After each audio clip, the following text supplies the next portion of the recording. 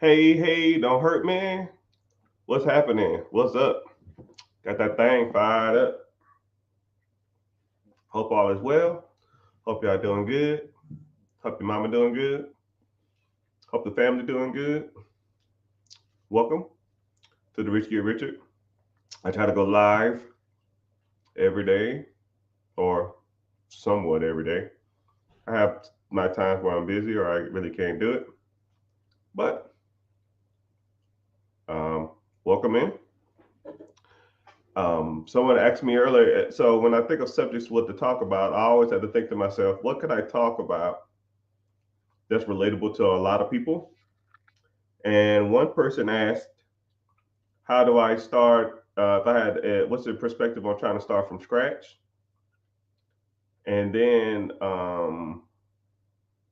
and he or she said that their parents never left them anything, so he don't want to do that with. They don't want to do that with their kids, and I can understand that. I can respect that. So, yeah, let's talk about it. Let's get into it because that's how we do it. That's how we roll. Um, so, welcome in everybody. If you're just getting here, I'm streaming all over Facebook, Instagram, YouTube, Twitch, all those places. So the subject is, what is my perspective on starting from scratch? Starting from scratch can be hard, but if you have the right training, you have the right perspective, you have the right understanding of money and stuff like that, then it's really not that. I'm not gonna say it's not hard. It's just a little easier. Hold on, I'm talking, but I'm gonna turn off the camera real quick. I gotta turn my ceiling fan. So,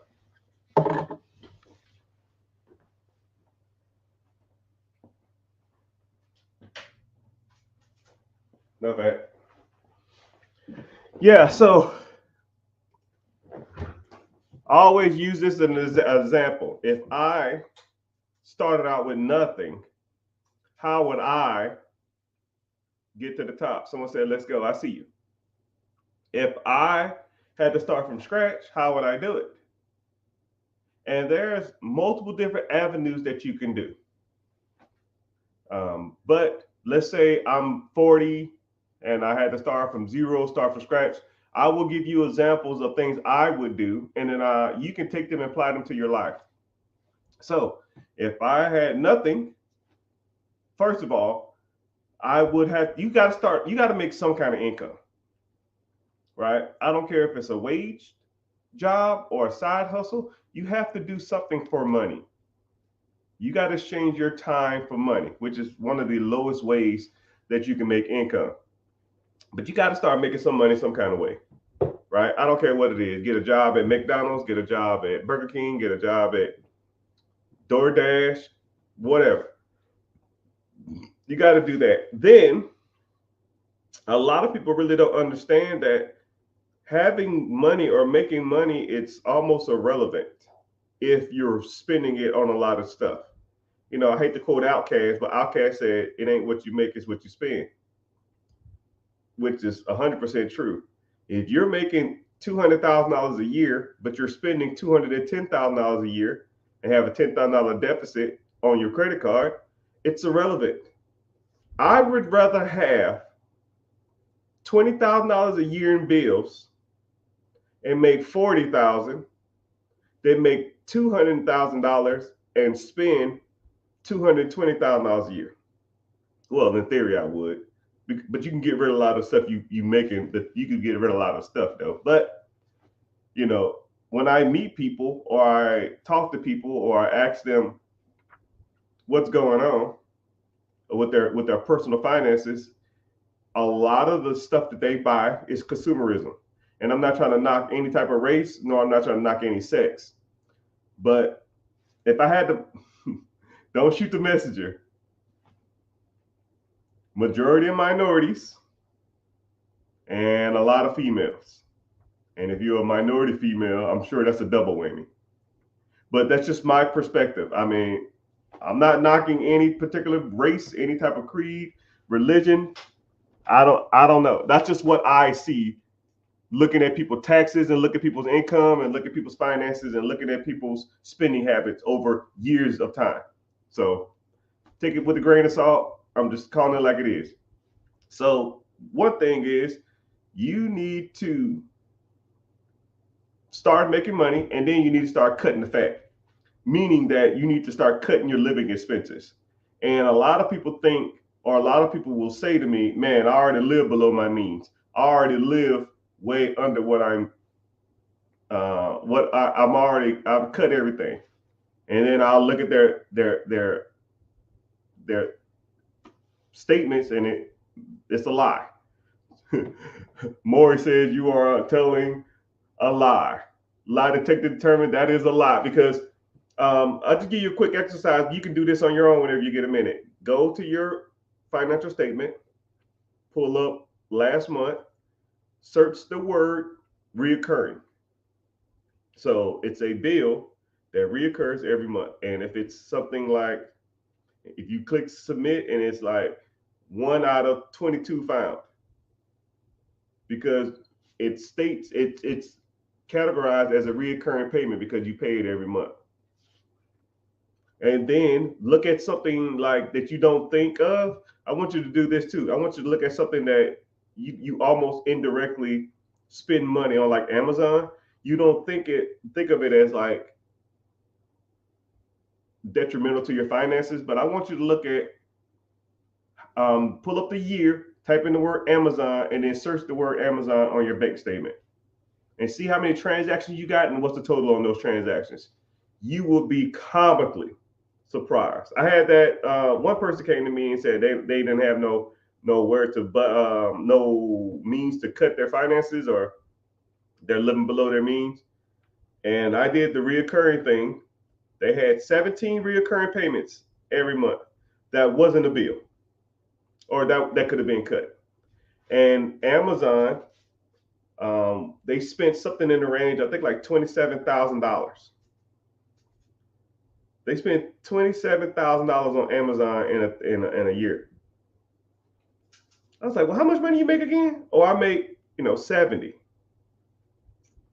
Someone makes $70,000, and $20,000 to $25,000 of it, 1/3 of their income goes to Amazon.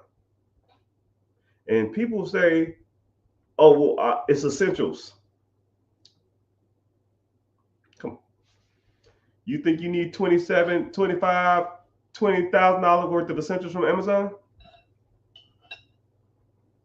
Nah, player. I call that some essential bullshit. So when people say they have nothing, it's typically a life choice. You can go out there, you can do side hustles. You can go out there and make extra money. You can go out there and do stuff to make extra money. You can go out there and cut the fat or cut your living expenses.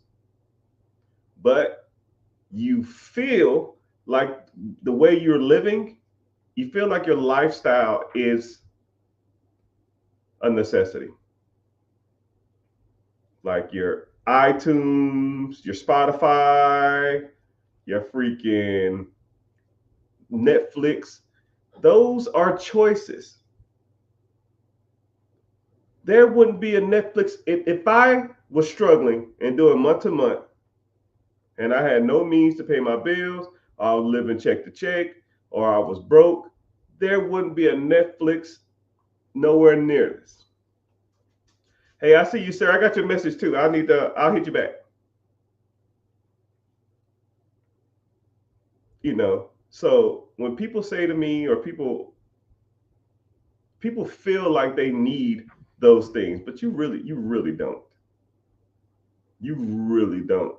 You have to sit back and you have to ask yourself, is this thing that I have in my life worth me struggling over? Or you can even say this little simple line: is this worth the check to check lifestyle I have? Is Netflix worth the check to check lifestyle? Is eating out, is Chipotle worth me living a check-to-check lifestyle? Is Spotify worth me living a check-to-check lifestyle? And then, hey, I'm gonna know y'all gonna be in the comments. Man, it's only $5. It's only $8. It's only, yeah, 5 plus 5 plus 5 plus 10 plus 5 plus 8 plus 5 plus 9 plus 15 plus 4 plus 5 plus 8 plus 9 plus 15 plus 16 plus 18 plus 5 plus 5 plus 10 plus 4 plus 2 times 12 times a year is 40% of your paycheck. And people don't see it like that. People say, oh, it's only $3. Oh, I can't live without Spotify. Well, what I'm gonna listen to at the gym? I want you to take you back to a time 20 years ago when we didn't have cell phones and music at the gym. You listen to nothing because you can't afford it.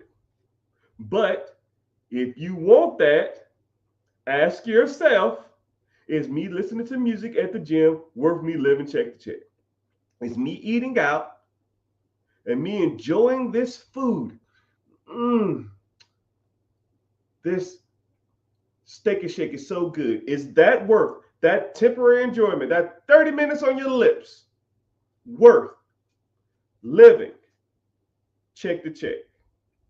You can literally listen to YouTube for free on YouTube. Yeah. And that's if you want to listen to music. And then this is what, because someone like me, I lived below my means for 15 years. And I was making, at one point in time, people would say to me, they're like, yo, I know you're making good money, but why are you still living like you're broke? And I say it's simple, because I don't want to struggle or ever feel like I'm comfortable in life and trying to buy a whole bunch of stuff to impress a whole bunch of people that don't give a shit about me. About as simple as it gets. Hold on a sec, I'll let my dog out. Take like 30 seconds, but I'm still here. You still can hear the sound of my voice. My dog comes in the room and sit at my feet for like an hour at a time, but then now he's hungry, so he don't want to be bothered, which I get.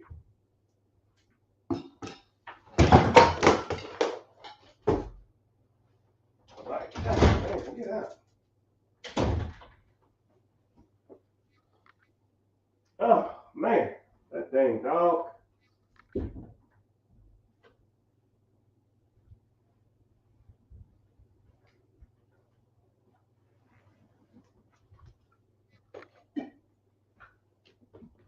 All of the kings. Give me a sec, y'all. I spit my dang water. Messing around with this dang dog. It's all gravy. It wasn't a lot. All right. Well, the question was, if I had to start from scratch again, what would I do? First of all, you got to start making more money, man. You got to make more money.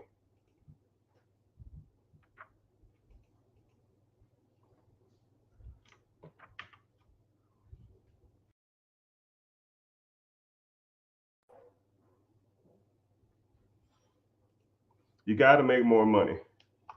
Second thing is, you got to cut your fat. And then you got to start doing things that produce you income while you sleep. It's about as simple as it gets. You got to start doing things that produce income while you're sleeping. You got to start investing without any benefit or any know-how on what the outcome is gonna be. And that's scary for a lot of people too. A lot of people will ask me, well, what I think about the stock market? Well, what I think is gonna happen with the housing market? What I think about the election? What I think about this? What I think about that? Bro, there's only one control. You ready? There's only one thing I can control. What I do right now. I don't give a shit about the past. I don't give a damn who's about to get elected. I don't give a damn who got elected. I don't give a damn about the housing bubble or COVID or Y2K. I don't give a damn about any the war in Syria or Iraq or Afghanistan or Lebanon. It don't make a difference to me. What are you going to do today to better your future financially? And if you say anything about what if, you lost me. You lost me. I had a client. I'm going to tell you something like this. I have a client and he's well off. Well off. His real estate portfolio probably brings him in somewhere in the range of $1.2 to $1.3 million a year, just in real estate holdings. And he calls me, sets up a consultation. He probably pays me $1,000 for an hour of conversation. He hires me as a consultant, and all I do is ensure him that his decisions that he's going to make in the future won't bankrupt him. And I said, bro, you're bringing in like 1.2, 1.3 billion, $1 million a year. How are you going to go bankrupt? What are you talking about? And he was like, man, they got a new coronavirus coming out. Man, they got a new swine flu coming out. Man, China's going to take over our power grid and turn off all the electricity in America. Russia got nukes. North Korea going to bomb South Korea. And I'm just like, bro, what are you talking about? What the hell does that got to do with you buying a house or buying some real estate or buying a business in America today? Right? And and then he pays me probably every 3 months to ensure him that whatever bull crap he saw on TikTok or Instagram or the Twitter or some shit is not going to be like, and I'm thinking about like this. What major crisis have we ever had?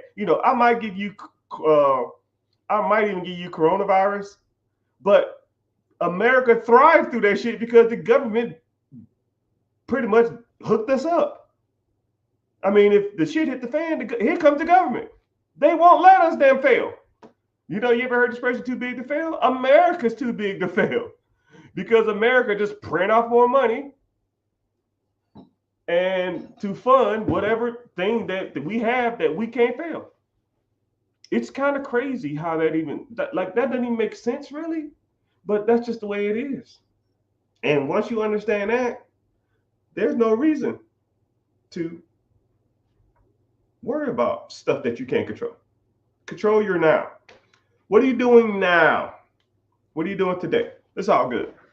So it says pop. Hey King. Hey, how you doing? Hope all is well. I always like to talk the first 15, 20 minutes about motivation because I think motivation and mindset has a lot to do with your outlook and your perspective and the way you see things. Because if you don't have good mindset, just like that individual, he makes a crap ton of money because of his family and stuff, but he has the wrong mindset when it comes to that stuff. And you cannot look at that type of stuff, man. You have to look at what's going on now. Make the best educated decision for now, and then go from there. And I'll even talk about this, right? I'll talk about this real quick, and then we'll get to some Q&A because I got you, right? How you doing, sir? I see you on Facebook, which is random because I rarely get Facebook people here, but welcome in Facebook, Instagram, TikTok, Twitter, YouTube, Twitch.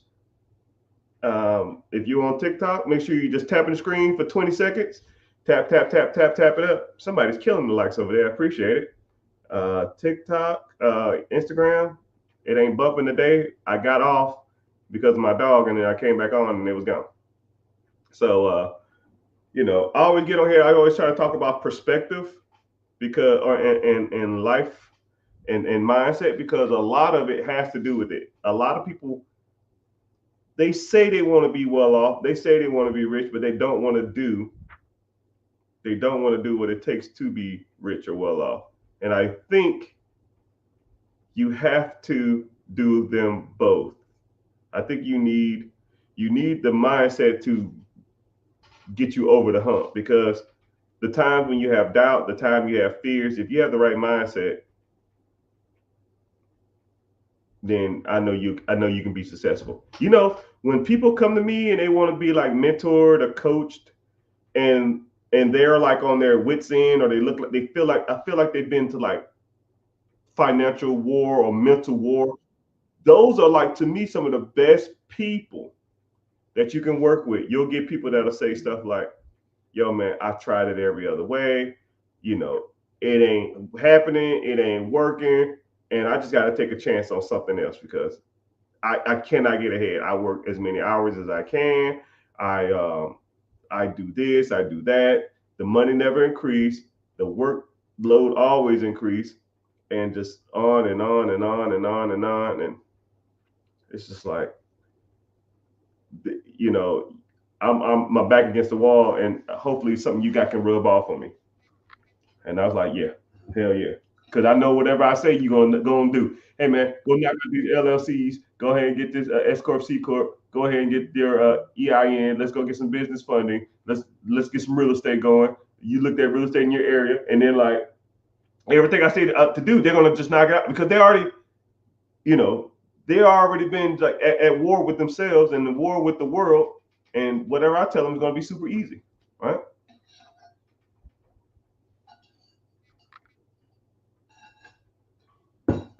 We talking about Shannon Sharp Live?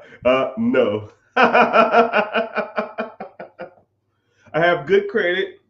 What can I do to get the most money out of a business credit to get storage or buy an existing business? Good question. Okay, you got good credit. So you got two different ways you can do it. You can do it yourself, or you can hire me and my team to do it for you. What we'll do is we will focus on your credit, and then try to convert your personal credit to business credit, right? You need LLC or S corp or C corp or sole proprietorship, EIN, and then you need the attachments that goes along with your business. And then we'll start the process to convert your business credit to personal credit. Sorry, your personal credit to business credit.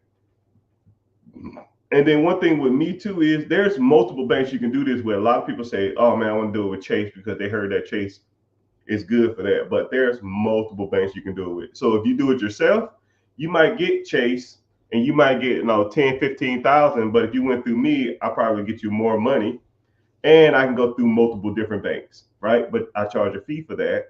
But I help you get the bag, and then I show you and teach you what to do with the bag, which is almost the best perspective. It's one thing to show somebody, it's one thing to get somebody some access to some money. And then it's another thing to get person access to money and then show them the best ways to utilize it to either recoup the money that they borrowed back as fast as possible, so you can get them out the way and make money on top of that. Because if I mean, I'll put it like this, man. Let's say if I gave all of y'all $100,000 cash right now, but you had to make $100,000 in 1 year to pay me back, and whatever you bought or whatever you did with the $100,000, you can keep it, but you just gotta get my money back in a year. Like, what would you buy? So that's the easiest way to explain it. And a lot of people won't give me a good answer. They'll say shit like, I'll flip that. Okay, you'll flip that. What the hell is that? Oh man, that's easy. I can do that simple. Like, I don't know about that. It's not as hard as you think, but it's not as easy as you think either. Because taking $100,000 and doubling over a year's time is not an easy task. You just got to know what you're buying, and you got to know what you're doing. Because you think about it, okay, I go buy a house for cash. Okay, $100,000 house. Let's say if it's producing $1,500 in rent, 1,500 times 12 is $18,000 or 18% rate of return. You are 70 something thousand dollars short, my friend. Shit, 80 something $1,000 short, $82,000 short. Someone said, Shit, making $100,000 is not easy. Yeah, it's not easy. That's why if you really start thinking about it, because people can say, man, that's easy. Some people say, I can do this, I can do that. Somebody said, I'll double the $100,000 in a month. If it was that easy, then people like me would do it. You know, if I could take $100,000 and double it in a month, I'll just take, I don't know, $10 million and double it to $20 million in a month. If it was that easy, but it's not that easy, because if it was that easy, then everybody was doing it. But everybody's not doing it. Everybody, anything that's get rich quick will more than likely either lose all your money or don't make the money you think you're going to make. You know, or I'll forex trade. I'll start do some parlays, bro. I'll go to the casino. You'll be broke as fuck. Statistically, that shit doesn't work. It doesn't work. So, I mean, if y'all want to give me some suggestions, I mean, I'm open. I just want to see what y'all say. You know, if you want to, you don't have to, because I know it's hard. If I gave you $100,000 and on September 11th or whatever date it is, you know, I'll give you, you know, just hypothetical situation a year from now or something, you know, go out and you give me, you know, double it, right? That it's just not happening, man. But individuals said, if I got a business chase card or access to capital, what would I do with the money, right? I can give you access to the money. Hell, a lot of people on social media can show you how to get money from the bank. But what are you going to do with that money? And are you going to make enough money to pay the bank back? You know, that's where the problem is. That's where the problem is. Someone said, fix and flip 2 small houses. Yeah, then you got to worry about capital gains tax, and you got to worry about it sitting on the market. So for those who don't know, we are in a soft market, and the average homes are sitting on the market for about 118 days versus 3 years ago, they were sitting on the market for 10 days. And that's if you know where to buy them. Are you getting them undervalued? Do you have to put a lot of money into them? Are you putting all the money up front for the down payment? Are you even getting financed for that?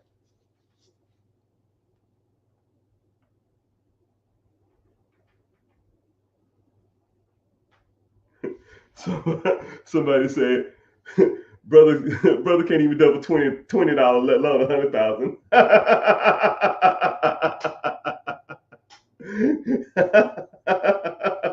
You ain't lying. You ain't lying. And then what's crazy is renovation costs have went up, contractors went up, labor has went up. Inflation is a monster. They say it's at 8.5 to 9%. I don't believe it. A bag of Oreos is damn near double, man. It's nuts out here. But I think that it's not as easy as a lot of people think it is. It's not as easy as people think it is. You put it into a stock. You put $100,000 into a stock and let it ride. I don't know what stock you talking about. I pay $100,000 100% over a year's time. None. And if you do, you might lose. You might end up losing the money. Someone said, I'm a realtor and an investor. It is not that simple. You need to put this somewhere smart. Yeah, that's my objective. That's what I'm trying to get across to you guys. I want you to understand that I'm not saying that someone said you're going to try penny stock or pumping a stock. You're not going to pump a stock with $100,000. Most of the major hedge funds is holding somewhere between 5 to 10% holdings of any major corporation. So if they can't pump the stock, if they can't, someone said research it. I'm good. I'll take your word on it. I'll take your word on it. There's a nice me way of saying that shit ain't happening. Right? There's only statistically a handful of ways to get that kind of money, right? Business acquisition, maybe real estate, maybe the stock market, right? Real estate, the business thing you can do the cash flow fast. The real estate, if you got a decent deals in a decent area, you'll be close. Stocks, I don't think it's going to happen. I don't think it's going to happen. But it's all good. All right. There are a couple abandoned houses. You know, this is what's crazy about abandoned houses and or markets. So let's think about it like this. So let's say like some areas that are not as popular to invest in, or people don't think that it's popular to invest in. So let's say like Detroit, Ohio, Chicago, Gary, Indiana, Baltimore, you know, those type of places. If you can go to a place and buy a house for 80 grand, it's 2024, 2025, 2026 time frame, and you're buying houses. The average house sale is almost $400,000. You're buying houses at 25% of the average American. There's a reason why. You're buying them either for cash flow or Section 8. You don't buy them for appreciation. You don't buy an $80,000 house in the hood that's abandoned, throw 40 grand into it and sell it for $500,000. That shit ain't happening. You buy a $80,000 house in the hood, put 20, 30 grand into it. Now it's, you know, you got 110 in it. Now it's worth 120, maybe. You know, if that was the case, hell, I'll go there and buy up the whole fucking block. Or my real estate buddies will go there and buy the whole block. You can't do that. It doesn't work. So real estate is not, if you want to get a deal, you got to go to the suburbs where people are paying $300,000, $400,000, $500,000 for a house, not where you are, or not where the hood is, right? The hood is only good for Section 8 and or low rents or high rents or medium rents for low entry levels, right? And that's if you get your money out of it, because typically people who live in those type of incomes, damn near can't afford to pay you anyways, and let their own Section 8. So Section 8 does have its benefits in certain areas, but not all the time though. Someone said, I don't want a quick sale. Yeah, you probably won't get a quick sale in the hood, because if there's 10 abandoned houses in one neighborhood and the abandoned houses are selling for 50, but then you bought one for 50, you put $30,000 into it, now you want to sell it for 100. Why the hell would I give you $100,000 for a house when I could just buy the $50,000 one and fix it myself? You know?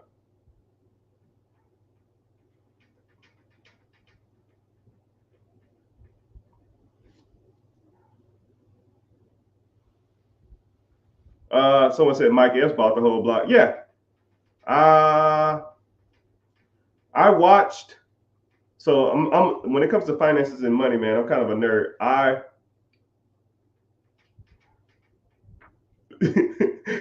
You saw my face? Somebody said, yo, I'm gonna put $100,000 in a IUL. Man, if you don't get the got my face with this UIL, ILU shit, hey man, I'm not trying to knock anybody's hustle. If you a salesman or you're into that stuff, or you're trying to sell insurance to other people, that's fine, man. IULs, listen to me. I'm gonna turn my hat backwards because I want you to look me in my eye when I say this, okay?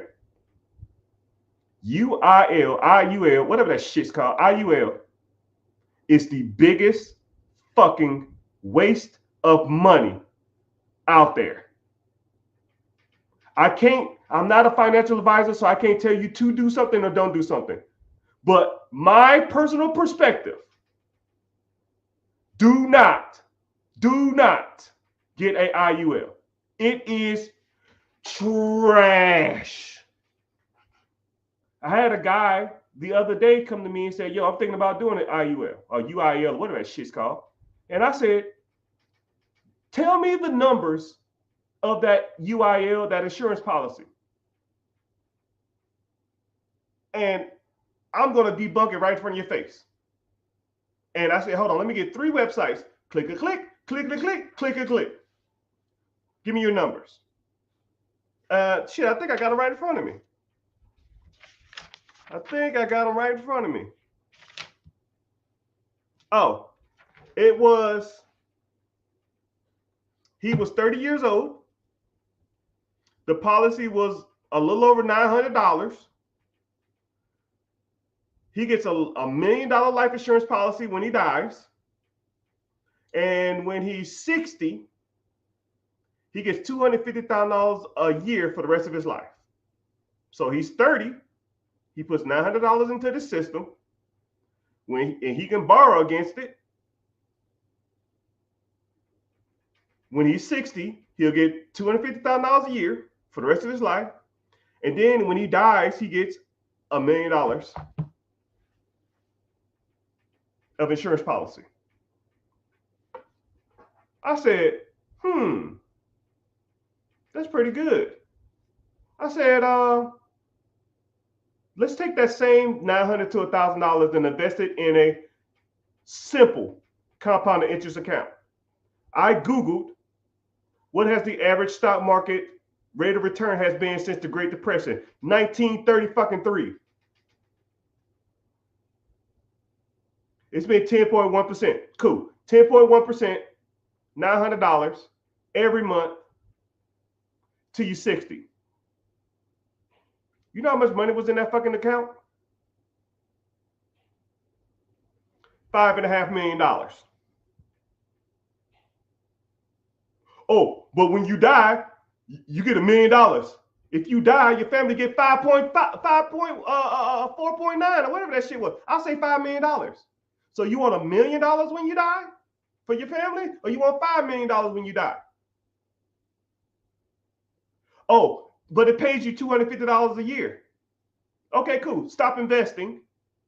What is the interest on that account at 10% of $5 million? That's $500,000. So not only do you make $500,000 a year, which is more than $250, when you die, you can give the $5 million premium or principal to your kids. So instead of $1 million, they get 5. And every year you get 500 or versus 250. But you can borrow against it. Hey, how you doing, Mr. Chase, Mr. Bank of America, Mr. Wells Fargo, Mr. Truist, Mr. Navy Federal? I have a portfolio that's valued at 100,000, 200,000, 500,000, 2 million, 5 million, whatever. I need to take a loan out against my portfolio. It's called a portfolio loan. Anything over $30,000 for most banks, they will give you 90% of the value of that. So all they're doing is taking your money and getting a loan out and charging you a fee for it, because they charge you a fee for that shit. The bank's gonna charge them a fee. They charge you a fee on top of the banks. So now you gotta pay double just to get access to a loan from your own fucking money. The shit is trash. Do not do it. But that's my opinion, because I'm not a financial advisor.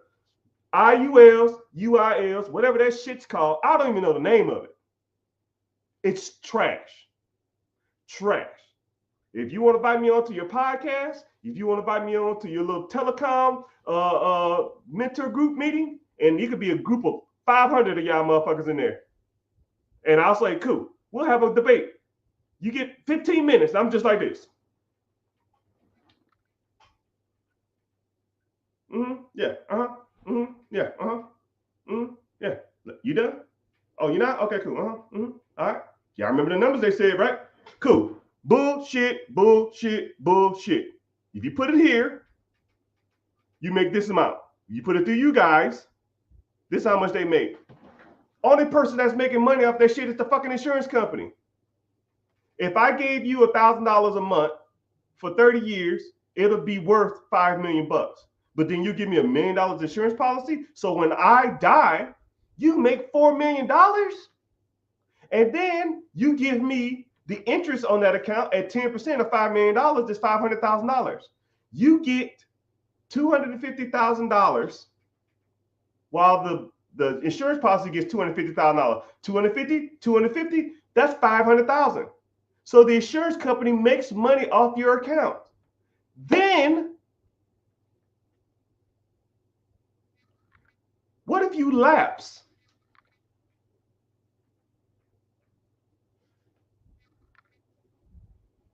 What if something happened? You got a flat tire, your transmission fall out your fucking car. Who fucking knows?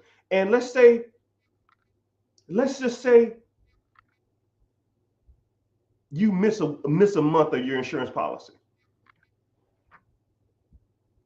Y'all don't even want to know the ramifications on a IUL, UIL, or whatever that shit's called. If you lapse, they find the fuck out of you and they damn near reset your policy. But if I'm investing in Apple or ETF, a mutual fund index fund, let's say if I had to pause it for a month, you think Apple keeps my money? Oh, let me guess. Charles Schwab, Fidelity, E-Trade, Vanguard, T. Rowe Price, Goldman Sachs. They keep your money. You don't make a monthly payment towards your investment account. They keep your money. No, they just continue when you start.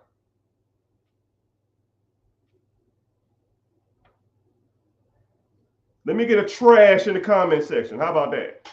And now, if anybody want to sit here and debate, invite me on your podcast because I'll rip that shit up. Right? I've been studying money for years. You will not win. You will not win this debate. That shit is trash.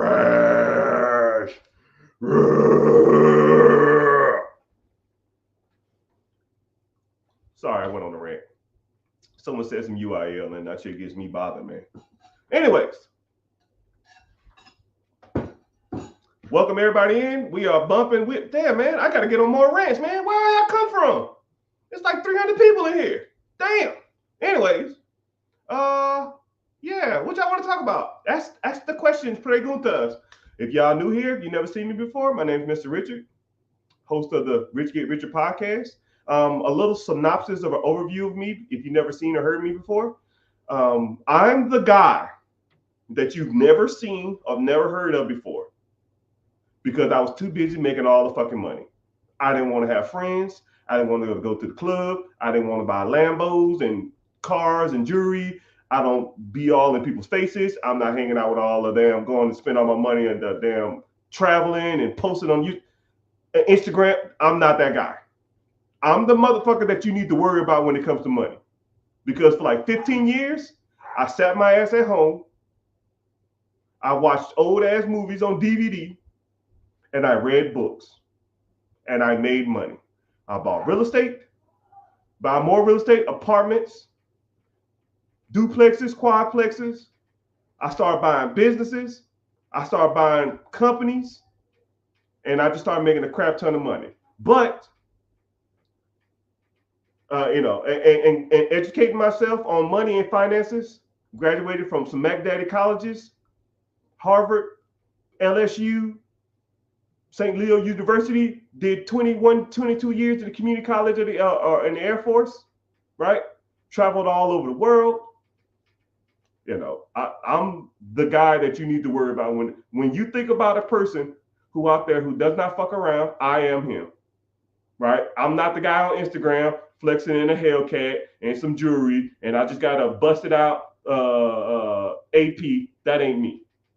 Those guys are clowns, and they ain't really doing no money. They really ain't doing no money, right? Because my tax business handles a lot of these famous Instagram people's money, and them motherfuckers are broke.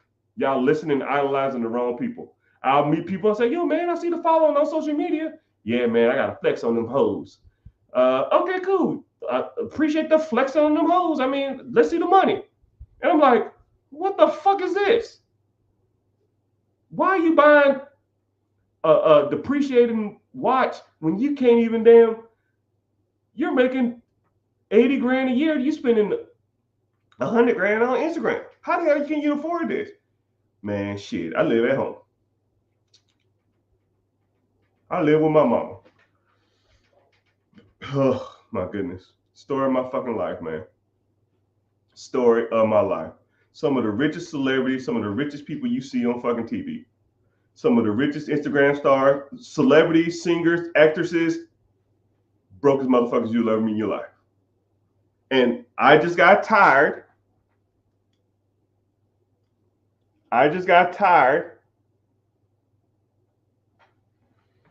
Of that noise being portrayed out on social media. So I told myself, yo, we as a people, we as a demographic, we as a society, we deserve better. Dave Ramsey ain't got no fucking clue. He's old. His ideology and ideas are dated. A lot of the people in the minority community don't got a fucking clue what they're talking about. Not a fucking clue.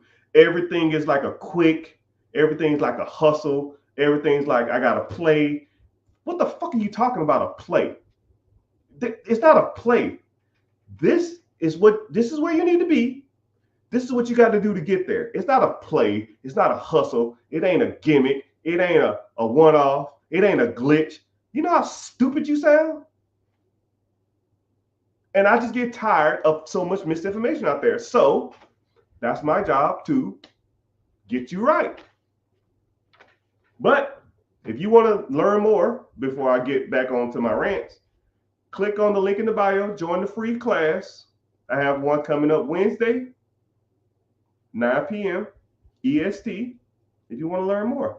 So, yeah, someone said not Ramsey. Yeah, Dave Ramsey's trash. He says, yo, save up 20% for your home purchase and then make a 15-year payment.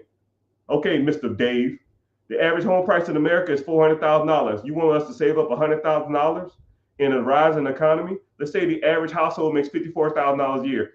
And let's say the wife who happens to work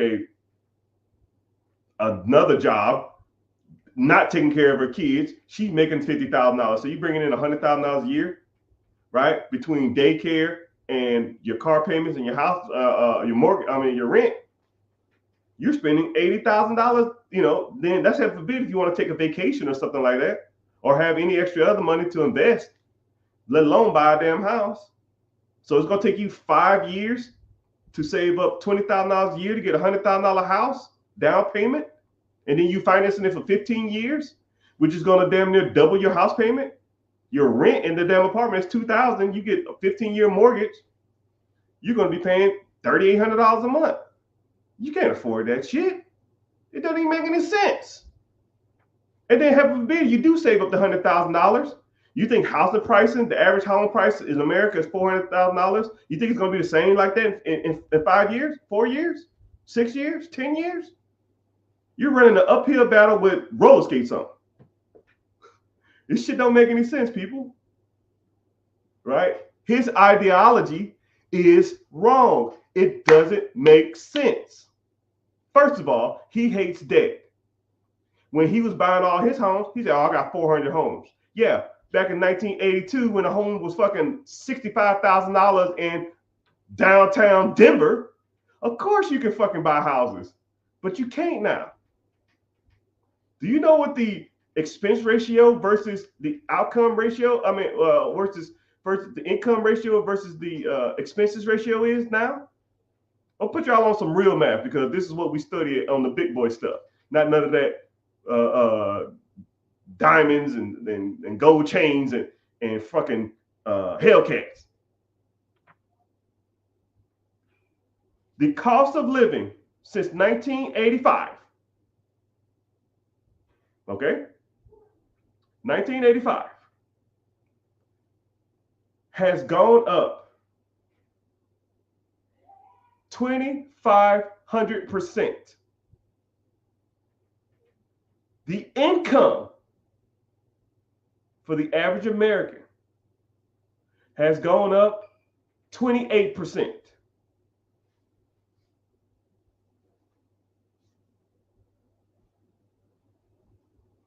So over the last 30 to 40 years, the average American has made 30% more, but the cost of living has gone up 2,500% more. How the fuck do people supposed to get ahead in this shit? It doesn't even make any sense. So what I do and what I try to teach people to focus on is things are going to be expensive. There's only one thing you can do to combat expensive stuff. Well, a couple things. One, buy less of them. Two, make more money. It's about as simple as it gets. And people wonder why people say stuff like, man, I feel like the more I work, the less I get ahead. Yeah, because the cost of living is so damn high. And you're not going to combat a inflation problem by working more or hard work. Hard work doesn't pay. Smart work does. Buying shit that makes you money while you sleep pays. And what you do with that money pays. Not going out here and buying vacations, going out here and buying Hellcats, going out here and buying all this other kind of shit. You know?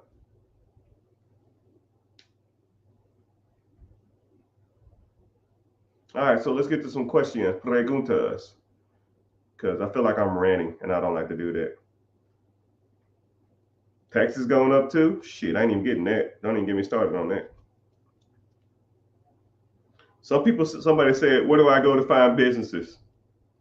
Better question, brother. How you gonna pay for it?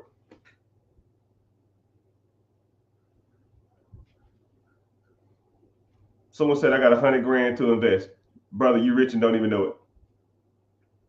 You are rich and don't even know it. I remember 2020, 2010, 2018, homes were $80,000 almost, and almost 180,000. Now they're like 200,000 on cheaper end and $500,000 now. Yeah. COVID messed the game up. COVID pumped so much money into the system, it almost hyperinflated the American economy.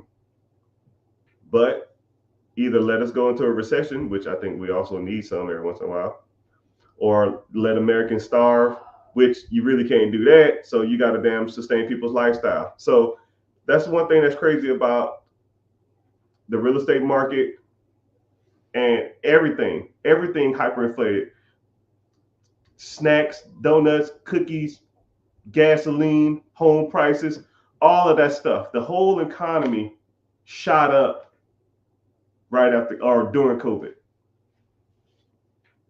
You know, and then the housing market kind of, and I remember in 2021, homes were sitting on the market for like 10 days on average.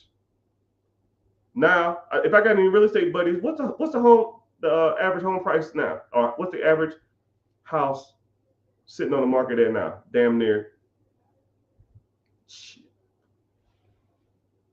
I think it's like 112 days or something. It's ridiculous. A lot of homes aren't even selling.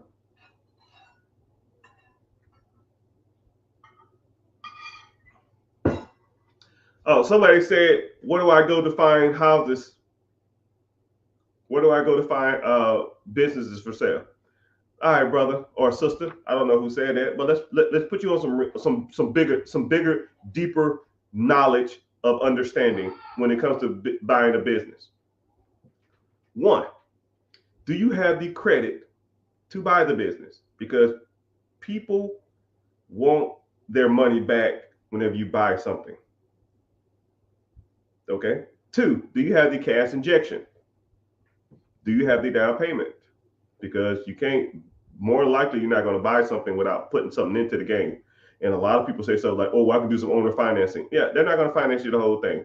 There are some rare situations where you do can get some owner financing all the way, but you're not going to find them where you probably think you need to look. And then three, do you know how to run a business? Do you know how to manage a business? And then what do you even say to a person when you ask them about their business? Hey, how you doing? I'm some random guy from saw some random good-looking black dude on there talking about buying businesses, and I thought this was pretty cool. This business for sale? Yes. Uh, uh, yeah. Can I buy it? Yeah. You got the money? No. Fuck you wasted. What? What? Do you have the down payment? Well, how much you want? How much do I want? You're not gonna buy it through me. You gotta go through the bank. Well, how much the bank want? Boy, buy. Click. And you know what's crazy? This is what's crazy. I'm gonna put you on one little level of evaluation that you probably don't even think about. You ready? When I reach out to a company and want to do business or conduct business with them, or I want to reach out to a company, or a company reach out to me and ask me to do business with them, or they want to do a collab, or they want me to do their podcast, or they want me to be a guest speaker or a motivational speaker for an event, or they want me to they need me to do a conference where they want me to teach their sales team on how to evaluate business or something. The first thing I look at is their email address. The first thing. If they say Gmail, Ymail, Yahoo, MSN, I delete it. Because motherfuckers with money and people who know what the fuck they're talking about ain't sending from the fucking Gmail. So whoever asks that question, go ahead and message them. Send it from a Gmail account. See how many replies you get back. Because me and other people in these industries know the tire kickers and the motherfuckers who serious. We already know. And you know, the bad part about it is when I reach out to people and I want to buy their business, or I'm looking at taking over their business, or I want to buy an apartment complex, there's certain things I put into the statement that people already know. I know what the hell I'm talking about, right? Do you know what to say? Maybe not. Have fun with your Gmail account.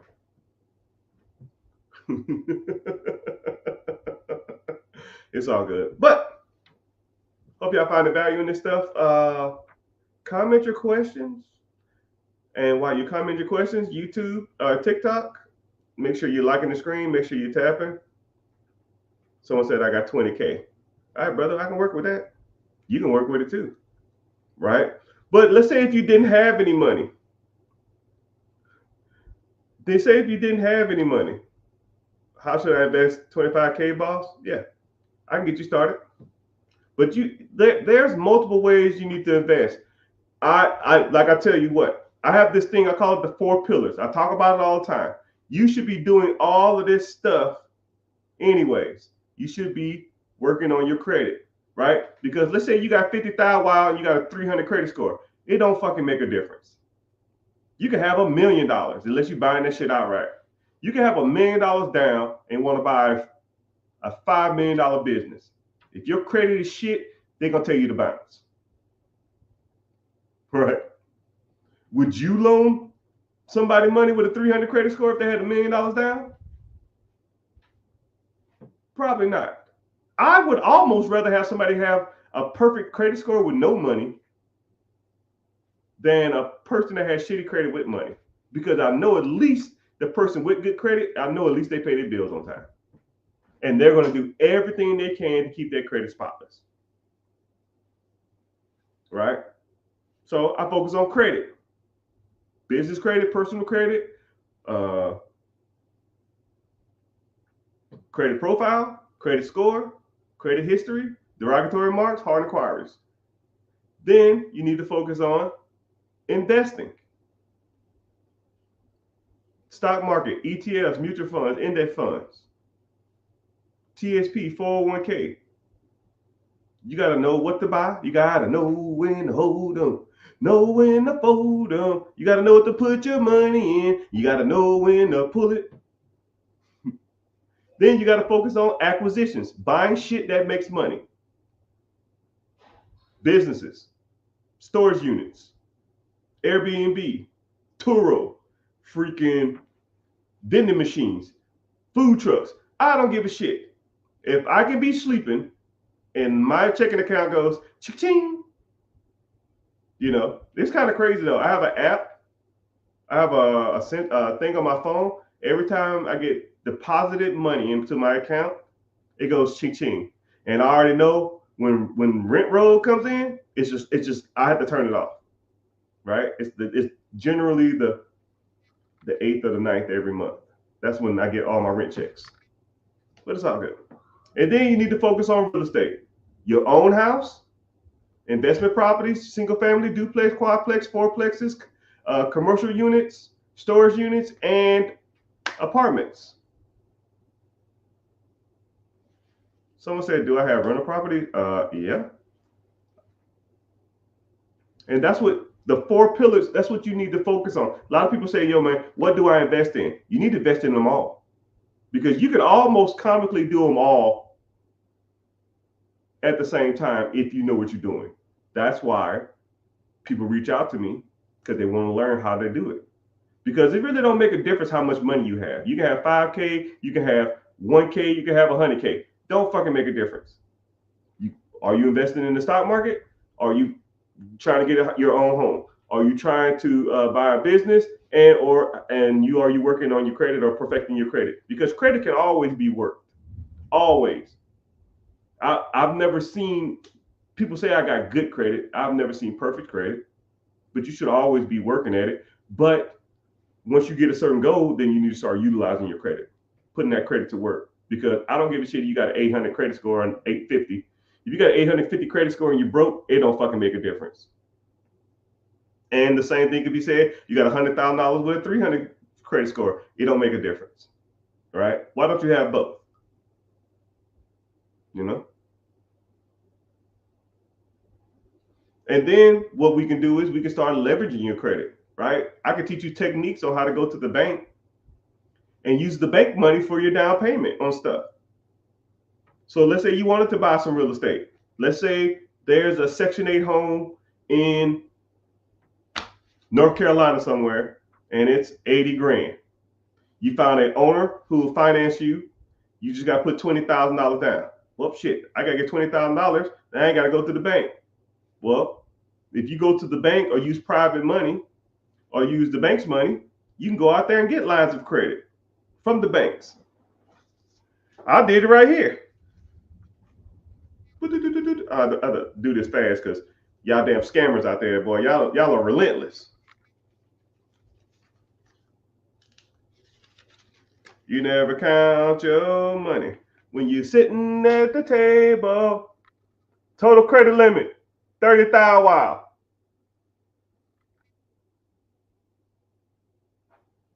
30,000 wild. So now I'll take that 30,000 wild. I put it down on the property. And then when the rent comes in, I pay the card off. I don't take the money, the profit, and go buy a Hellcat. No, that's stupid. I'm gonna get this busted out. I'm going to Johnny Dane's and get me a necklace. How about Johnny, you're a dang fool for going to that dude? And you know what's crazy about, I'm on a little rant here. What's so crazy about my minority black community is that we put so much emphasis on jewelry and watches and necklaces, but we have no major jewelry guys.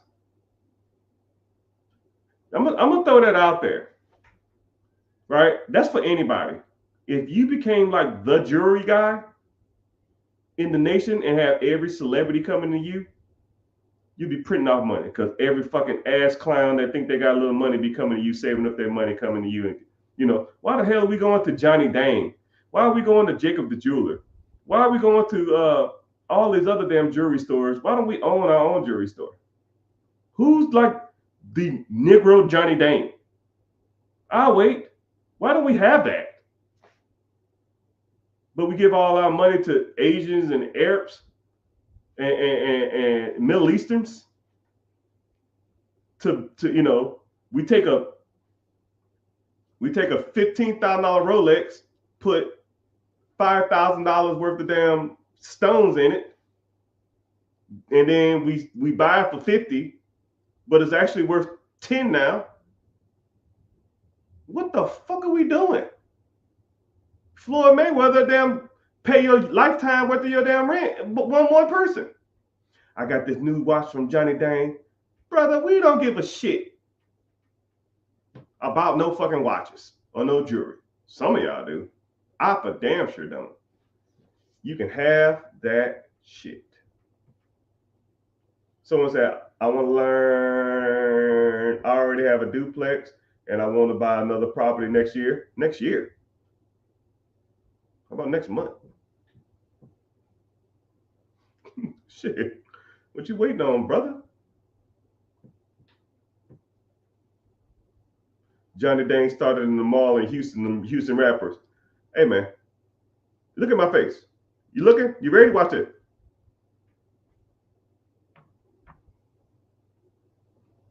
That's how much fuck I give about Johnny Dang.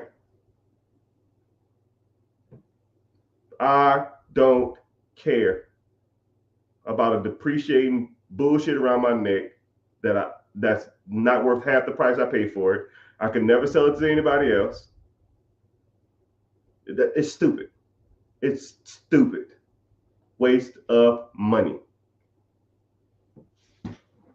Oh, damn, I just hit my elbow. Someone said, what can I do with $60,000, $70,000 credit? Personal side, nothing. Business side, we can do something, right? But I get a lot of people that's like that. They'll have like, I met one person, they had $160,000 worth of personal credit. And I said, well, why do you got so much personal credit? They said, oh, because I have 8 businesses and I use my credit for my businesses. And I said, why don't you? I said, does your credit score fluctuate a lot? They said, yeah, it fluctuates all the time. I said, yeah, because if you have $160,000 in credit, whenever you exceed 30% of your credit limit on your personal side, your credit is going to drop down. I said, oh, that's why. But I paid at the end of the month. But if you miss that billing cycle, then it's going to reflect on your credit. Or they'll look at the utilization at that billing cycle, or if it reports to your credit before that billing cycle goes through, then it's going to show you high, you know? So if you have $60,000, $70,000 of personal credit, that's not good.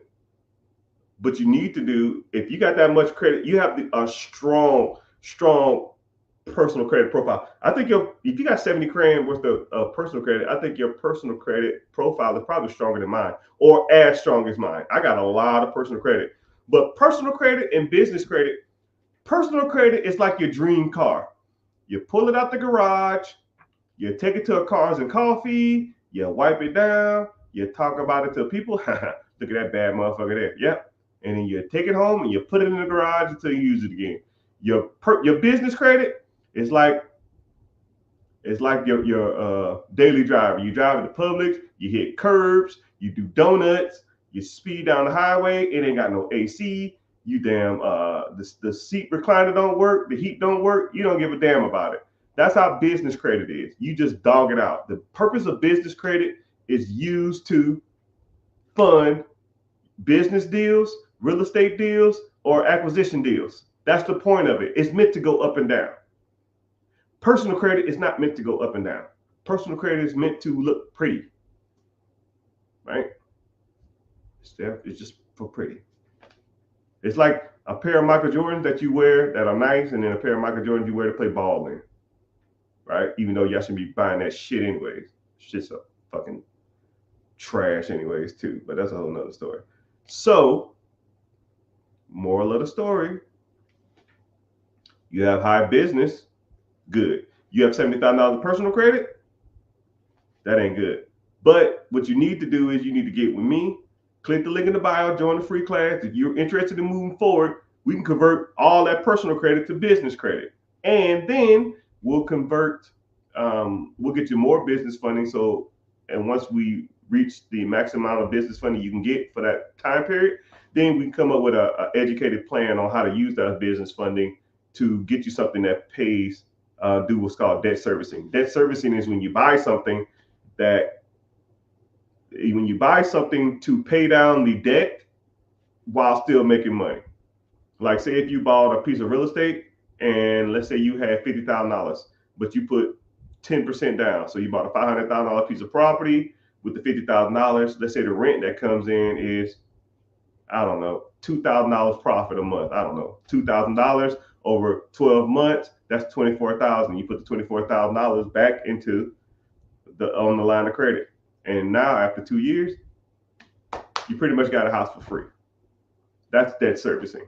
Real estate nowadays is a little harder to do it with, but a lot of businesses you can do it with, but you got to know what you're doing. You got to know how to evaluate. A lot of people will think they know how to evaluate businesses, but they have no clue. What are my thoughts on high yield savings accounts? High yield savings accounts are good temporarily.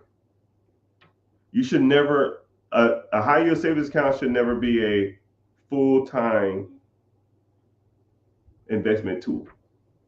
Like if you're saving up for a house or you're going to buy a house in the near future, or you're saving up for a down payment or something, yes, that's fine. But you need to start converting your short-term money to long-term money. The average high-yield savings account only pays out 4 to 6%, which is barely over inflation. They're good for like 5, 6, 7 months. If you're going to do anything over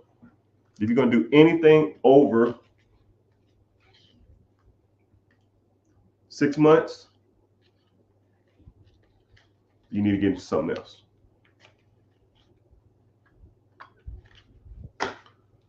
But thank y'all for being here. We had a crap ton of people earlier, but a lot of people left. It's all good. They don't want to hear my rant and me talking shit about Johnny Dang. I can't wait to get my money. I'm going straight to Johnny Dang. Trash. Don't Paul Wall or something sell grills or something, or Nelly or something? I don't know, man. I'm about wasting my money on that crap. But some people want it. Hell, I'm thinking about opening up a damn shop. I'll open up a damn jewelry store. Y'all come in and spend all your money.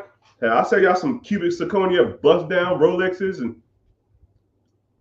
APs and sell y'all for $50,000. And yeah, Johnny, yeah, Mr. Richard got me right. Say you some bullshit.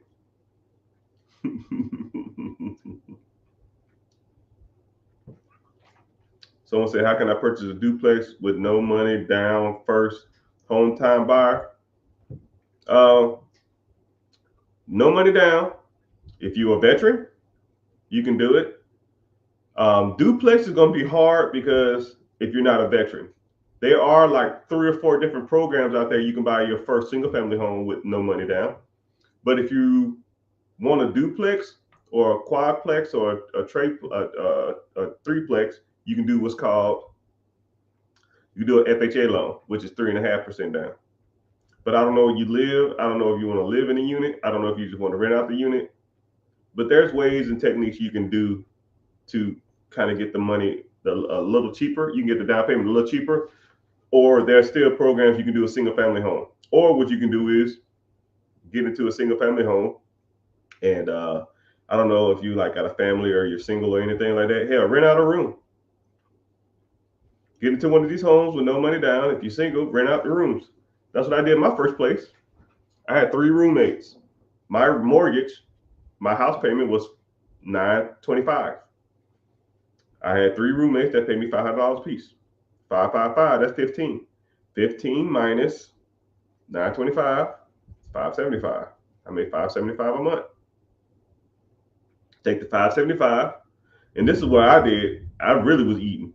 A lot of people think, man, I can take the 575 and live off that. No. That's your first failure. Oh, I can take the 575 and then I can invest it. No. You messing up twice. Pay the mortgage yourself because you're living there. Then take the whole $1,500, invest that. Now you make $1,500 a month, 15 times 10 months. That's $15,000. You know what that means? That means I can get another place now. That's how we do it. I don't know your name, sir or ma'am, but I love your profile pic. You have to have the internet to live in the unit. Oh, you have the okay, yeah. You got sorry, the internet. I'm your screen is kind of far. You got to have the intent to live in the unit. Yeah, that's one of the caveats. Intent on living in the unit. Yeah, I was gonna live here, and then I bought it, and I changed my mind as soon as I got it. Right. Once you close, you do whatever. Yeah. Hey, do whatever, Holmes. Someone says thanks, bro. Yeah. Do you have to live in a unit? Okay, yeah. That's what someone said. Do you have to live in a unit? But there is a, I can't even think of the law. There is a law that states that they say they've been cracking down a lot of people on a lot of people over the years that have been trying to buy rental properties as using an FHA loan, and then but what they'll do is they'll check and see if that person gets mail there for the first 2 months or something like that. So get mail for at least the first 6 months because they've been cracking down on people doing that, right? I understand that sometimes people try to get over and stuff. I mean, I'm the hustler's hustler. I get it, but I don't want to get you in trouble. So if you're going to do something like that, make sure you get mail there, and make sure it at least looks like you there, right? But I'm not telling you to do anything illegal. You do things at your own risk. If you want to get a duplex and not live in a unit, just because you want to get a cheaper down payment, if you're not getting mail there, they'll find out. So, or there are ways that people will find out.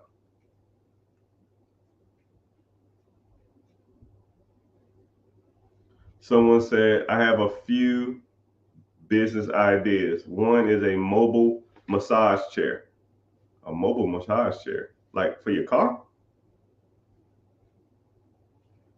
I don't know. But yeah, if you want to, first of all, if you have a business idea, get a patent, and then get a proof of concept. Probably go overseas, build it cheap as hell, try to not get any knockoffs, and then sell it to a bigger company. That's what I would do, right? Like you only got to hit once.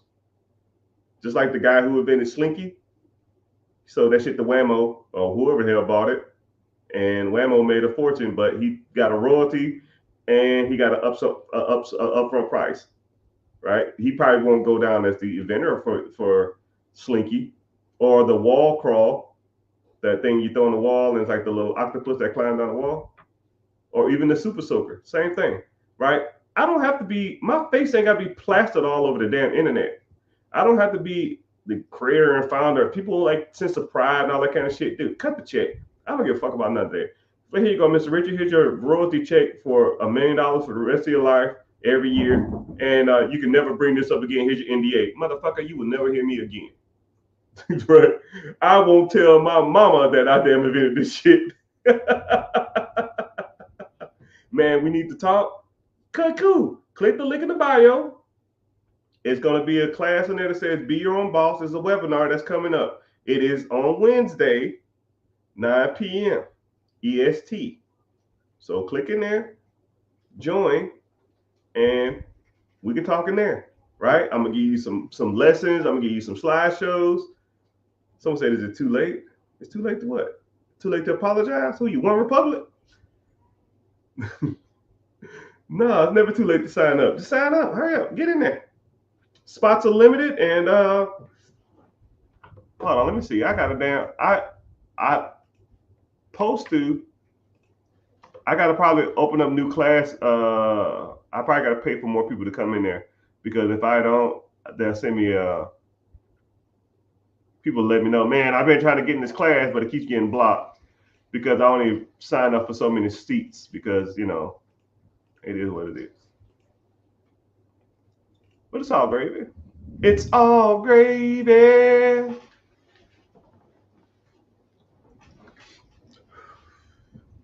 I have an enclosed trailer that has 3 high quality massagers.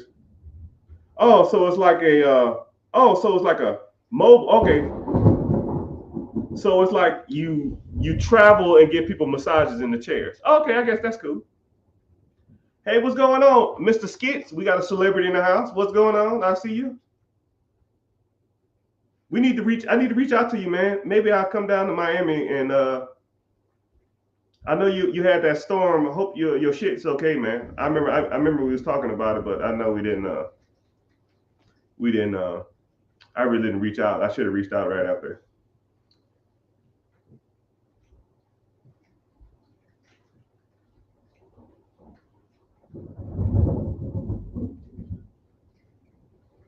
Man, we need to talk. Thank you. Thank you. What's happening, sir? I see you. Someone said I got a deal that's asking. Yeah, that deal doesn't look that bad, sir. But you probably got to get more information. He's already a mentee in the class. So, yeah, on Friday, when we meet for the real stuff, we'll talk and I'll break that deal down for you. Bring it to class and I'll break it down for you. Hope I have a generator. I think I got one on the house. I don't know. I'll be all right. I mean, Florida's pretty much conducive to that. Hey, my daughter has a nonprofit organization, privatetouchmechanics.org. How do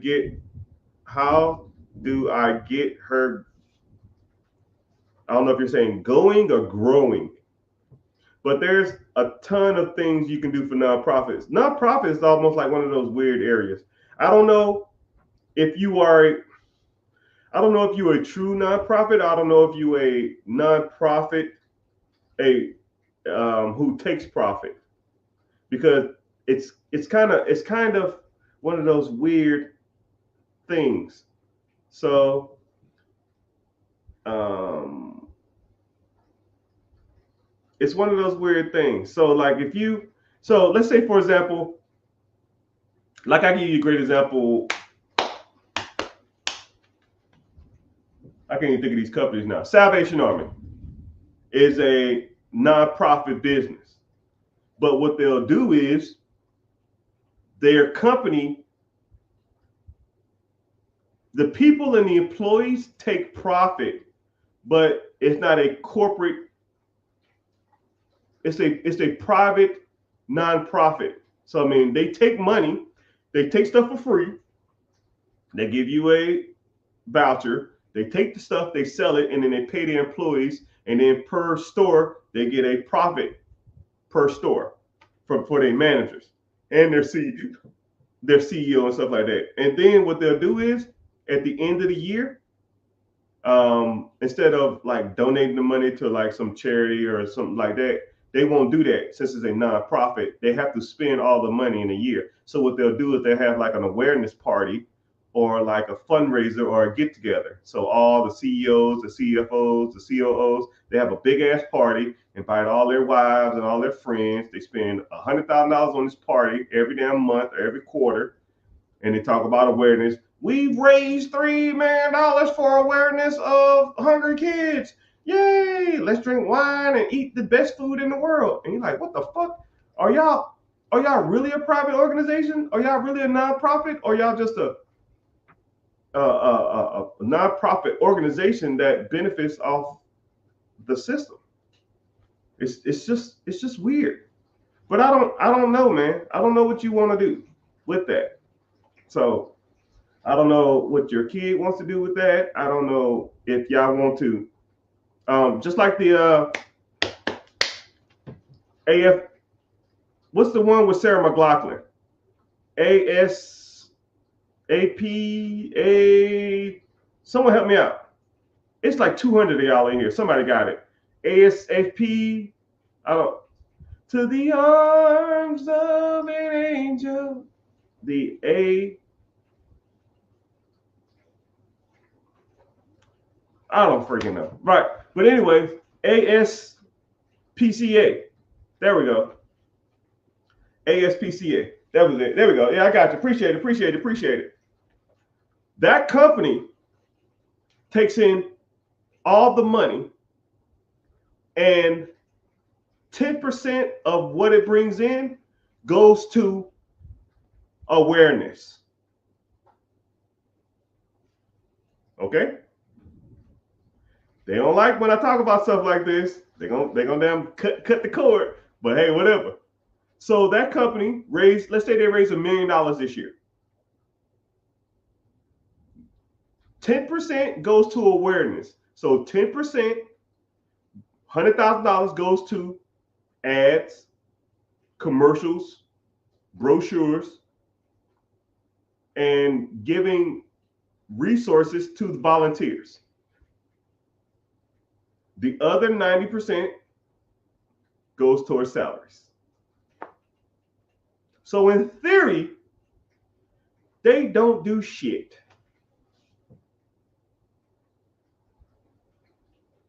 They do nothing for the cause. All they do is talk about animal cruelty. All they talk about is how you shouldn't treat pets. They don't do nothing for the damn pets or the animals. They just talk about it. Now, there's a book that gives you every nonprofit in the world or in the United States, and it tells you exactly where the funds go. And I read the ASPCA, and I was like, what the fuck are they doing?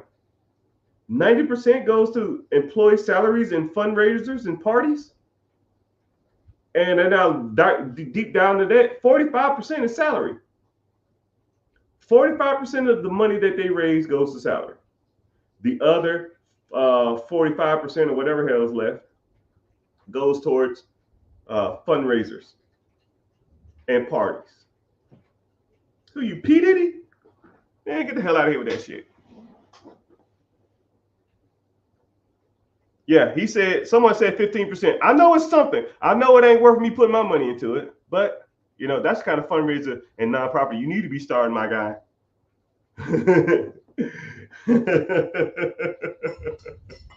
But I can sit on here and talk about fundraisers and all that kind of crap all day, right?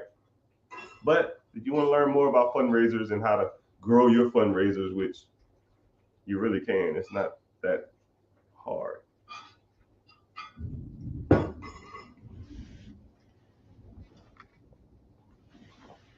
Bro, it's all good. All right, so what questions y'all got for me? I got a little more time before I got to get off here. I need to go get a haircut. Look at me looking like old man Withers.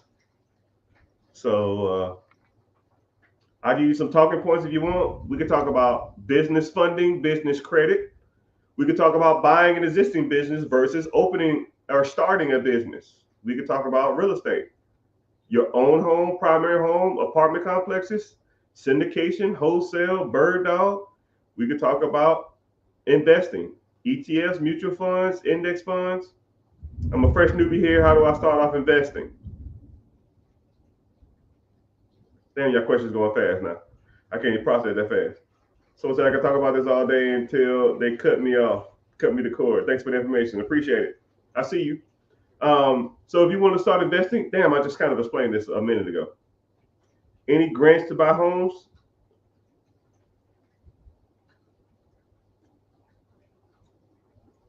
Yeah, you got to know how to do them though. That's kind of a harder setup though, because grants supposed to be used to fund your existing business. But if your existing business focuses on real estate, hey, it is what it is. Someone said I have $150,000. Someone answer this man. Somebody said I got $150,000 to invest. Someone answer him. What I'm gonna say? What I'm about to say? What's one of my mottos? I should get a T-shirt with this on it. But to the individual who said he wants to start investing, yeah, welcome. That's why we start, bro. You rich and don't even know it. You sit on 150,000, brother. You are rich and don't even know it, my guy. Don't even know it. And that 100,000, 150,000, probably sitting in some bullshit ass savings account, making a 0.5% interest. You sitting on a gold mine and you don't even know it, my guy. But you're gonna learn more about how to really diverse that money. Just as long as you ain't scared, click the link in the bio, join the free class. It's Wednesday at 9 p.m. But the individual said he wants to start investing. You got a multiple two of the things you can do, man. You can work on your credit. You can work on your investment accounts, brokerage accounts, ETFs, mutual funds, index funds, stocks, bonds. You can work on that type of stuff. You can work on probably buying your first property, buying your first home. You can work on your business structure, LLC, S corp, C corp, sole proprietorship, to go out there and get business capital and liquidate and utilize those funds to fund whatever real estate business venture you want or have. You can do the ball's in your court. This is what's crazy is we meet every week in the mentorship class. We meet every Friday, and I just give y'all nuggets of knowledge, and you have to take that information and roll with it. You have to take that information and roll with it, man. I can lead the horse to water, but I can't make you drink. Hey, do I do coaching? Yeah. Link in the bio. Sign up for the free webinar, the free mastermind. That class is on Wednesday, 9 p.m. EST.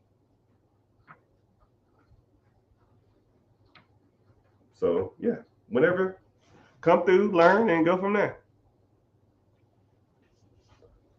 Getting business funded. Should I be aged on my personal credit card? Huh? What should be the age of my personal credit card? Okay, good question. That's kind of a detailed question. You must have got that information from somebody else. But so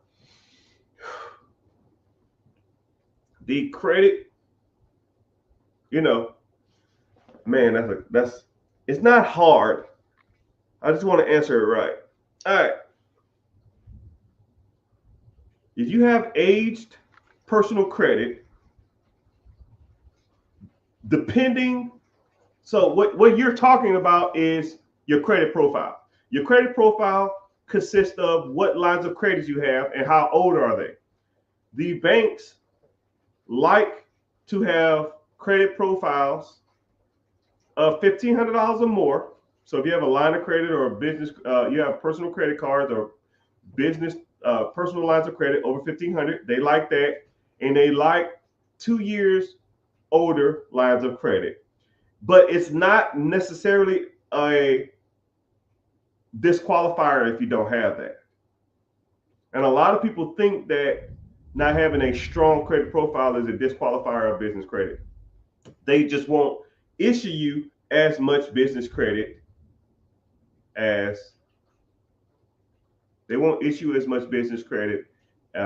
as other people because your credit profile is not as strong.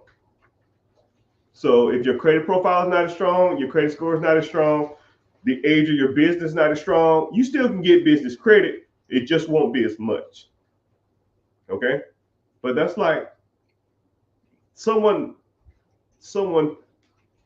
told you that. That's like a random question, right? Which I can appreciate, but it's all good. But welcome in. If you're just joining in, welcome in. If you can go to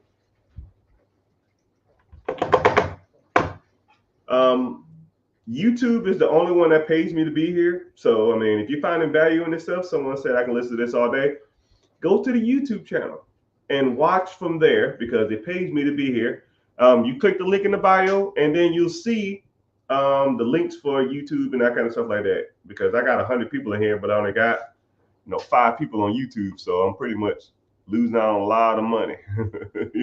Actually, I got like 3 people on YouTube, man. It's crazy. So I just, if you want to help and support me, right? But I only make like a couple $100. I mean, you're just paying for like some gas and maybe some groceries or something. But every little bit helps because I try to get on here and give you as much game as can. Yeah, send the link. Yeah, click the link. Go to my main page. So if you're on TikTok, click right here. Pull up my profile. It'll give you a link. Or search this. Go to YouTube and search The Rich Get Richer. Okay? Watch from there. Search The Rich Get Richer, and when you in there, say in, right? And then I'll say, okay, cool. I see you came. If you're there, you come, you don't. I don't care. I should tell people, yo, I'm not answering any questions unless you're on YouTube. Here from Instagram. What's happening? What's up? Got that thing fired up.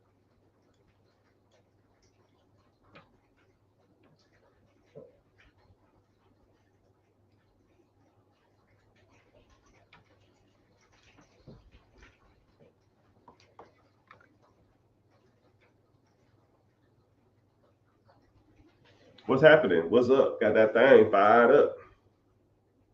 I see you from IG.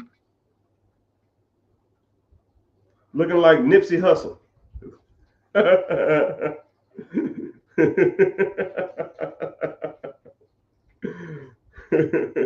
You ever get that a lot? Probably not, but it's all good. But thank you for being here, man. You don't have to follow. Just watch from here and there. You whatever question you got since you here, just came over.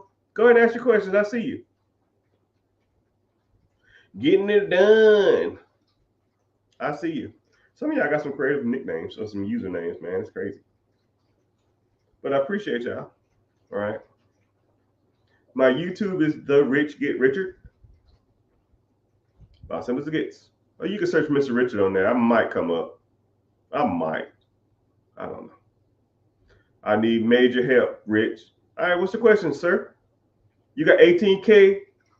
18K is ETF a good idea? So you got 18K, you want to put it into the ETF? That's what you're saying? Or putting 18K in your ETF is good? How do you set up a professional email? If you, I teach you ways to do it for free. I have a whole presentation on how to do it. So anybody who ever signs up for my coaching, I'll say, yo, here you go. Watch this. And I haven't had anybody come back and complain about it. Yeah. I gotta watch what I say, sir. I can't just say, yeah, put $18,000 in the ETF. But invest at your own risk. But putting $18,000 into a compounding interest investment account is not a bad idea, right?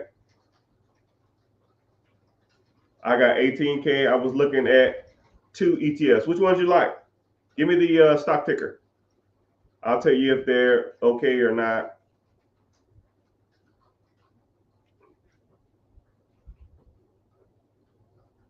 How to get probate properties?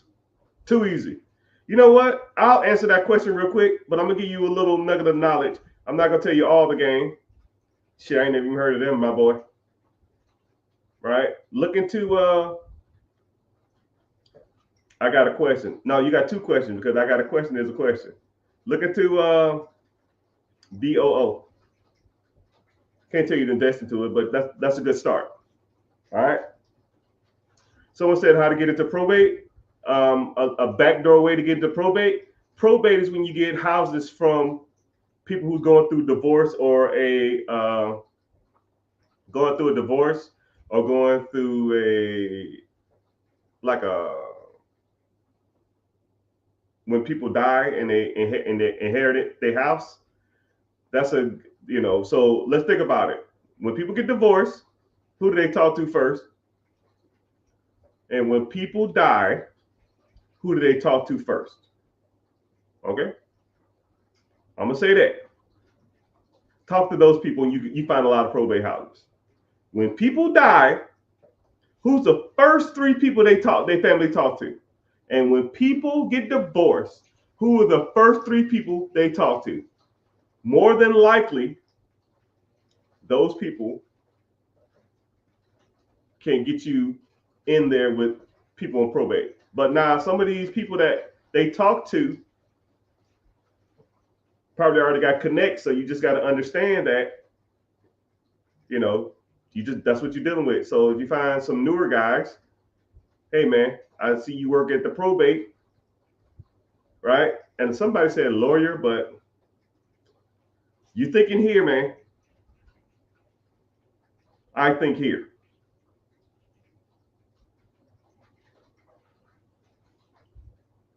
Right? You can name one. Hell, someone said lawyer. Name 5. You got a question? Ask the question. Someone said lawyer. Okay, name 5. When people get divorced, name 5 people they'll call. I said 3 just to, but I could probably name 10. So 38 years old. trying to get my financial house together, a small 401k. What should I do with it? Well, leave your 401k if they might be matching. So if they're matching, always do maximum contribution to your 401k because they're matching. Whatever they're not matching, you probably need to start putting into like a different fund, ETF, mutual fund, index fund, or something like that. And then I don't know what your personal credit is like. You need to get your personal credit right. 580 can get you a house. 620 can get you an investment property. 660 can get you business credit.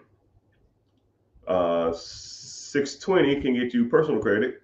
680 can get you business acquisition money. So if you get into the sevens, we're good. Okay. Then what you need to do is work on your personal credit, and then you need to start learning how to evaluate businesses, evaluate real estate, and then start putting your money into other accounts and let that money stack, and then go out there and raising capital from private lenders and using that money to buy whatever asset you want to. That's how I would do it. Hey, we got another celebrity in the house. What's going on? Hey, I'm a huge fan of your open houses. So inspirational. I don't know if you're watching or you can see. I'll call you Miss 13. Miss 13, if you see me, comment. If you don't, it's all good. Do you have a referral for credit repair? Oh, wow. Go figure. Maybe like 3 years ago, I got tired of people asking me, how do I fix my credit? So I just bought a credit repair company right here. Click the link in the bio, join the free class, and you'll learn more about it.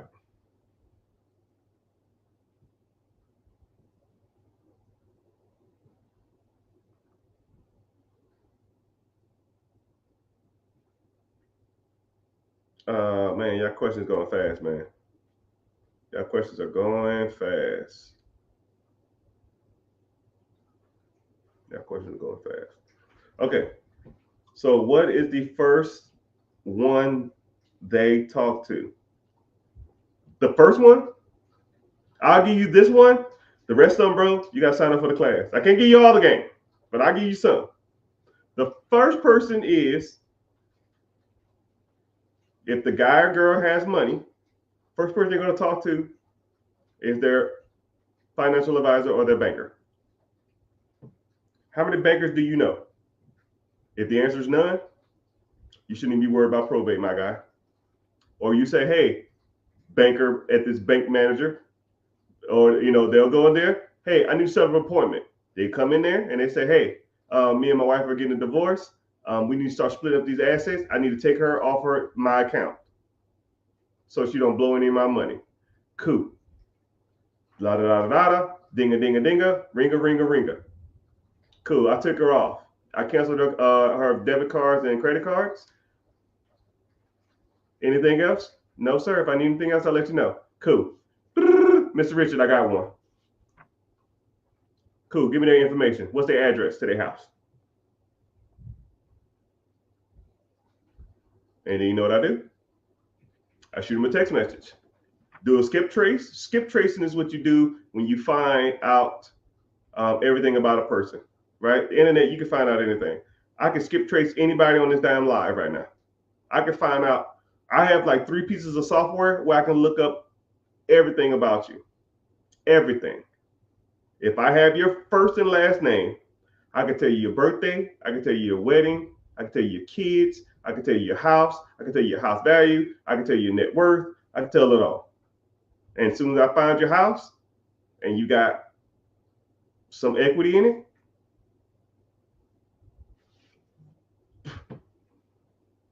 hey, what's going on? My name's Mr. Richard, or send you a text message. Hey, this is Mr. Richard. I'm a real estate investor in the area, and I'm looking to buy some properties in your neighborhood. If you're interested in talking about selling your house, give me a call, and I can tell you what your house is worth. Yeah, what's going on? Mr. Richard here. Hey, my name's Alex. I got your text message at the right time. Well, what's going on, Mr. Alex? Yeah, I found out my wife had 3 kids behind my back, and I didn't even fucking know about it. It's some bullshit. Yeah, man, it shit sucks. Yeah, so what you gonna do, man? I'm thinking about selling this house. I don't want her to get shit. Cool. I got you. Let's work something out. That's how you buy probate houses. One of the ways. But I can talk about that shit all day. That's a whole nother story. Hope y'all find value in this. I can't stay on too much longer, right? I got stuff to do, and it ain't this. How's somebody gonna say I got a question and don't ask the question, man? I've been waiting for this. It just keeps flashing. I got a question. I got a question. No, don't find a banker. Oh man, you're killing me, man. You need to learn, my boy. You need to learn, my guy.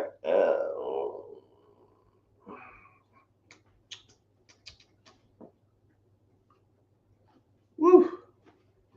I just saw you on IG Live for the first time and I followed. Well, you must, if you follow me for the first time on IG, you must have came from that video. Like, it's kind of crazy. This is what's crazy about social media, right? I'm gonna kind of get a little synopsis of my life.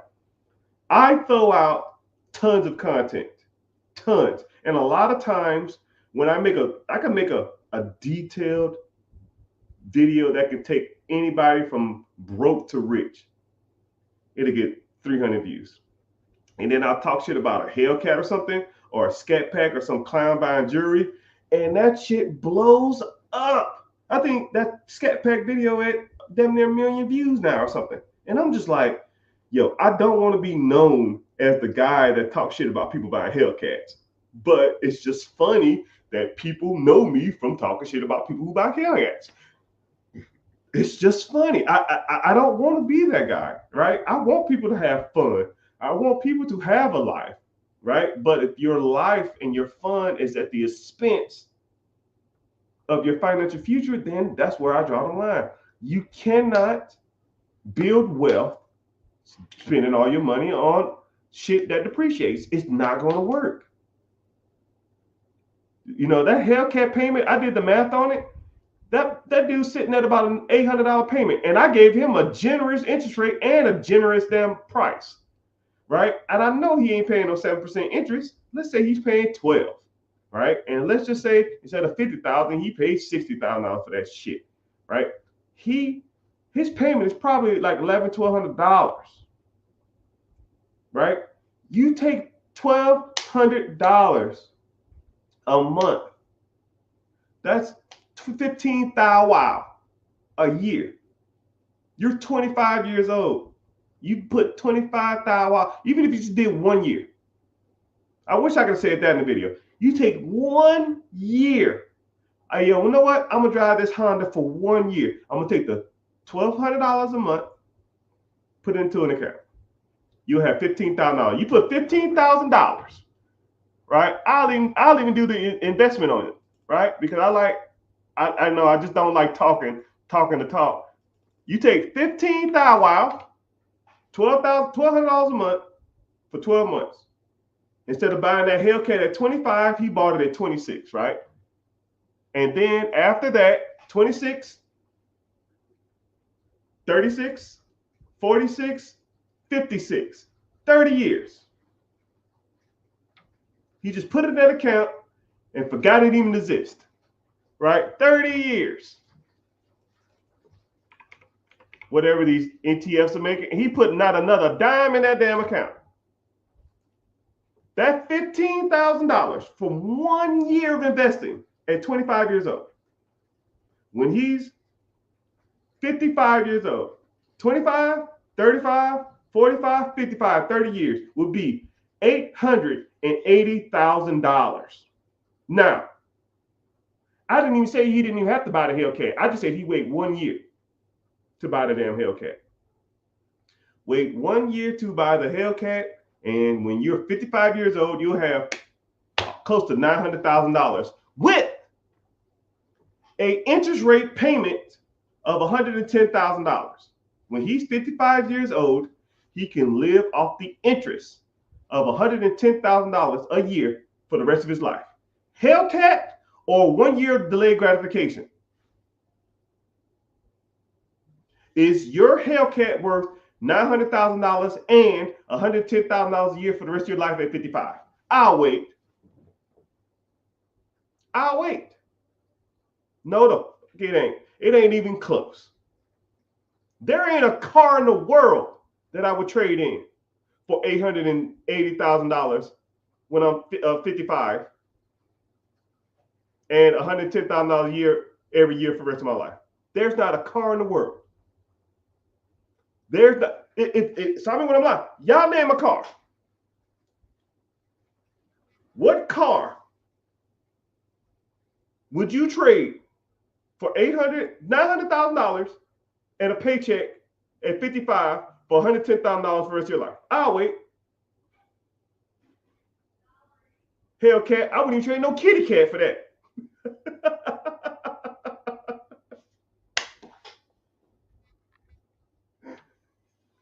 I shouldn't have said that, but you get the point. Not a damn more.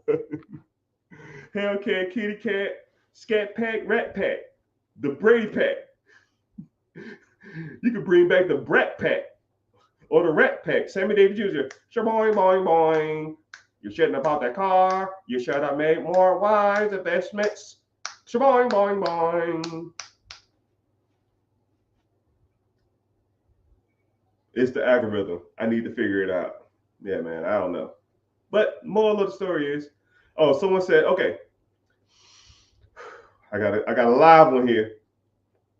I own my house. All right, this is probably gonna be one of the last questions. So if y'all got a question, y'all need to ask because I have to cut it off at a certain amount of time because they hate when I stay longer. So I have to get to it. You know, so I have to cut my losses. I own a house free and clear. It's ARV after repair value. I'm breaking it down for y'all. After repair value is $275. If you repaired it or not, I don't know. Oh, it needs $60K worth of work. I have no funds to do the rehab. The property's been sitting as is. Value $65K or $85K. Mr. Taylor, shoot me a DM. I'll take it off your hand. Right here.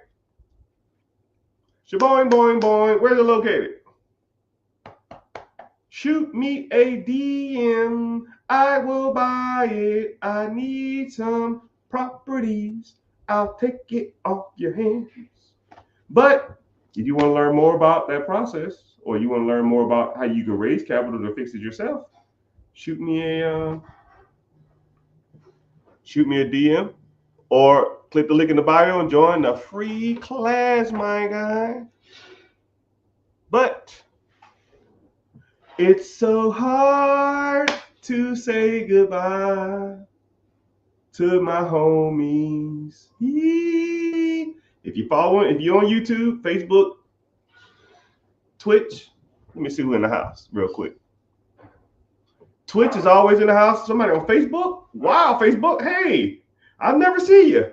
Facebook don't like me that much. But you know what? Mark Zuckerberg, I don't care. YouTube's in the house. Twitter is kind of bumping. Thank you. And also Instagram. I see your comment, but I got to wrap it up because social media gets mad at you if you stay on too long. You know, they'll literally kick me out, and I don't want to be kicked out. I don't want to be cut off, so I'll just end it on my own terms. So, but yeah, if you're interested in learning more about this stuff, I hope you found value in this stuff. Like I said before, I hate plugging myself. Click the link in the bio, or go to any of my Instagram, Facebook, click the link, and then sign up for the free class. It's coming up Wednesday, 9 p.m., and we're talking about everything: money, finances, buying property, raising capital, business loans, business plans. We have a crap ton of stuff that we talk about. If you like that type of stuff, even if you're just coming in, just hanging out and just learning a little bit more. All right, I see you. I got you. Just come through and we'll talk. And yeah, and if you don't want to, that's fine. It don't make me no difference. Just at least make sure you're following on social media, turn your notifications on, so when you do see me pop up, you come through, say hey, say what's going on, and see whatever I'm talking about for the day. But I appreciate y'all for being here. I'll be the Zane. Later, dudes.